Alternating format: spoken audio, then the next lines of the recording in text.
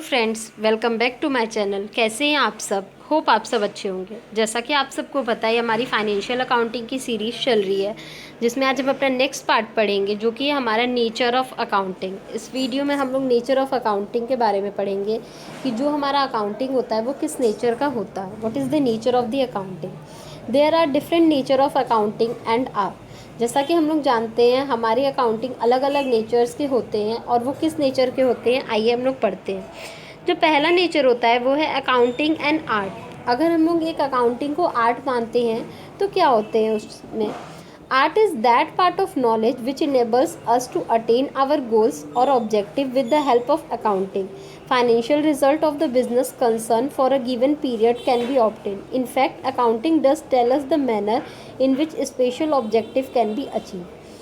Art एक ऐसा part होता है हमारे नॉलेज का, जो कि हमारे ऑब्जेक्टिव को, हमारे जो भी गोल्स हैं उनको अचीव करने में मदद करता है। ठीक है, और वो किसकी मदद से होता है? अकाउंटिंग की मदद से किया जाता है।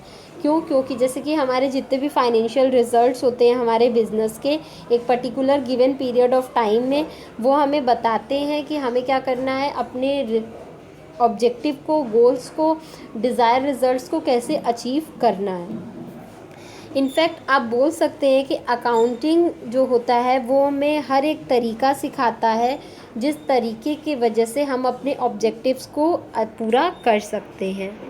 नेक्स्ट है accounting as a science. Science is an inquiry into the relationship of cause and effect about occurrence और happening. Science is based on well stabilized laws और रूल्स। जैसा कि हम सब लोग जानते हैं कि साइंस में क्या होता है, हर चीज़, कोई भी चीज़ हो रही है तो उसके पीछे का कॉज क्या है और उसका इफ़ेक्ट क्या पड़ेगा, ये हम लोग जानते हैं। और जो भी साइंस होता है उसमें जो भी वेल स्टेबलाइज जो भी लॉज हैं, रूल्स हैं, वो बनाए जाते हैं और वो यूज़ किए जाते हैं। ठीक है, साइंस किस पे बेस होता है? जो भी पूरे स्टेबलाइज, अच्छे से स्टेबलाइज लॉज और रूल्स हैं वो उन पे बेस्ड होता है। ठीक है, हमारा साइंस उस पे बेस्ड होता है। In accounting, recording, classifying, summarizing of business transaction are done on the basis of certain rules and principles. Therefore, it may be termed as science. तो देखिए, हम लोग अकाउंटिंग को साइंस क्यों बोलेंगे? क्योंकि अकाउंटिंग में भी जितने काम किए जाते हैं, चाहे वो रिकॉर्डिंग के हो, क्लासीफाइंग के हो, समराइजिंग के हो, चाहे जितने भी बिजनेस ट्रांजेक्शन के लिए हम लोग रिकॉर्डिंग, क्लासीफाइंग और समराइजिंग करते हैं, वो किस पे किए जाते हैं? पर्टिकुलर रूल्स और प्रिंसिपल्स बनाए गए होते हैं, उन्हीं को फॉलो करते हुए हम लोग ये सारी एक्टिविटी करते हैं। इसीलिए हम लोग बोल सकते हैं कि अकाउंटिंग जो है वो हमारा साइंस भी है। नेक्स्ट है accounting and intellectual discipline. Accounting को इंटेलेक्चुअल डिसिप्लिन बोला गया है। Accounting is considered as intellectual discipline.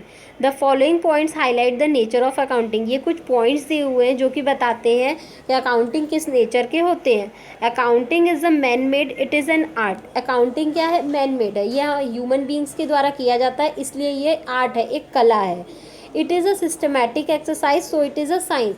ये क्या है? इसमें जितने भी वर्क्स होते हैं प्रॉपर सिस्टमैटिक तरीके से होते हैं, जितने भी रूल्स एंड प्रिंसिपल्स इसमें फॉलो किए जाते हैं वो वेल मेंटेन होते हैं, मतलब वेल स्टेबलाइज्ड होते हैं, और उन्हीं को फॉलो किया जाता है, इसलिए हम लोग इसको साइंस भी बोलते हैं। It is practised in a social system, और इसको सोशल सिस्टम में हमारे सोसाइटी में जो भी बिजनेस रन हो रहे हैं उसके लिए उसको यूज़ किया जाता है। It follows flexible not rigid approach. इसमें क्या किए जाते हैं? जितने भी हमारे अप्रोच यूज़ होते हैं वो फ्लैक्सीबल होते हैं। मतलब फ्लैक्सीबल क्या होते हैं? जब भी आपको ज़रूरत पड़े आप उनको चेंज कर सकते हैं। रिजिड नहीं होता है, रिजिड इन सेंस कि जो चीज़ आप आसानी से चेंज नहीं कर सकते हो। तो अकाउंटिंग में हमारे जितने भी चीज़ें यूज़ की जाती हैं, जितने भी अप्रोचेस यूज़ होते हैं वो फ्लैक्सीबल होते हैं, ना कि रिजिड होते हैं। It is a service activity, और जो भी हमारा अकाउंटिंग है उसका मेन मोटिव क्या है? ये हमारी सर्विस एक्टिविटी है। ठीक है, मीन्स लोगों को सर्विस प्रोवाइड कराना। होप आपको ये टॉपिक समझ में आया होगा। हमारा ये टॉपिक यहीं तक था। फिर भी किसी को कहीं कोई भी प्रॉब्लम हो तो आप मुझे कमेंट सेक्शन में कमेंट करके पूछ सकते हैं। Thank you so much. Please like, subscribe and share my channel. किसी को इस सब्जेक्ट या किसी भी सब्जेक्ट के नोट्स बाय करने हो तो वो मेरा डिस्क्रिप्शन बॉक्स चेक कर सकता है। Thank you.